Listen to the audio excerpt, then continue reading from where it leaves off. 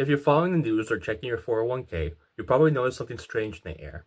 The economy is flying high, and yet we're still stuck in the ground. Stock markets are rising, unemployment is low, and interest rates are up. Yet the average American feels like they're running in place, like some cruel joke is being played on us. So what's really happening here? How is it that despite these seemingly positive indicators, America's economy feels like it's all just a house of cards ready to topple? Well, it has a lot to do with something called the Trump market, a bizarre phenomenon that's caught the attention of economists, journalists, and anyone who's trying to understand how we got here. But here's the thing, this isn't just about Trump anymore. This is a whole new beast, a financial culture that combines everything from ultra loose fiscal policies to the rise of corporate greed, and the government's love affair with deregulation. Let's dive into what's really behind this economy and how it's impacting you, the average American. You've probably heard the term Trump economy thrown around since his first days in office, but it's more than just a political slogan. It's a real, tangible force that has shaped everything from tax cuts to trade wars, from deregulation to the overall culture of corporate America. In essence, the Trump market refers to an economy that thrives on the very things Trump championed: tax cuts for the rich, deregulation of big business, and a financial system that places the interests of the 1% above all else. We've seen this economy grow on the back of financial markets that favor a select few, while the rest of the country is left scrambling for a piece of the pie. And here's what's interesting. The stock market is doing well, really well, but that's not a reflection of your reality.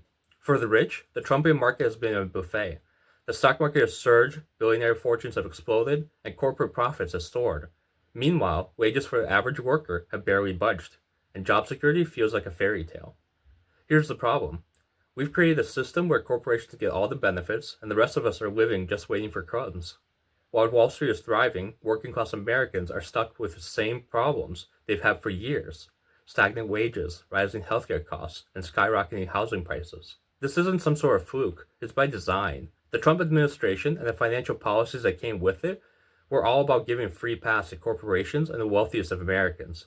The 2017 tax cuts for corporations, that was just the beginning.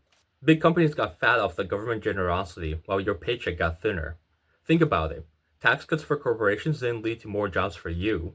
They didn't lead to higher wages. Instead, they were cuts pocketed by executives and stock buybacks that drove up prices for shareholders. And let's not forget deregulation. The Trump administration has rolled back key regulations designed to protect voters, consumers, and the environment. That meant corporates could get away with more bad behavior, cutting corners on worker safety, ignoring environmental laws, and worst of all, making it harder for regular people to get by. And here's the catch. Even with all this corporate indulgence, we're seeing cracks in the foundation. The stock market, which has been on a tear for years, is showing signs of instability. Corporate debt is at an all-time high, investors are nervous, and all this creates a sense of unease, especially for those of us who aren't cashing in on the market boom. It's kind of like we're living in a yippee market. What does that mean? Well, it refers to the market that's acting a lot like speculative bubble, a rollercoaster of highs and lows with no real stability underneath. Yippee is a reference to a kind of financial exuberance that we haven't seen since the 2008 crash, and many economists are warning this could end up in a similar, if not worse, disaster. If you don't believe me, just look at the rising levels of corporate debt. Companies are borrowing like crazy, inflating their stock prices with nothing to back it up. And if that bubble pops, well, you know the rest. The market crashes, people lose their jobs, and the wealthy get richer, while the rest of us are left holding the bag. The sad reality here is that people who benefit most from this yippee market are the very people who don't need the help. Those at the top, the CEOs, the billionaires, they've got everything they need. But those who are really feeling the pain, it's the working class folks. It's the families that struggle to make ends meet while corporations get richer. It's the small town Americans who can't get ahead despite working 40 to 50 hours a week. This isn't just an issue of politics anymore. This is about real people trying to survive in a system that was designed to keep them down. And the worst part is, most of the policy decisions we're seeing today are making it harder for those same people to catch a break. So, what's the solution? How do we fix this?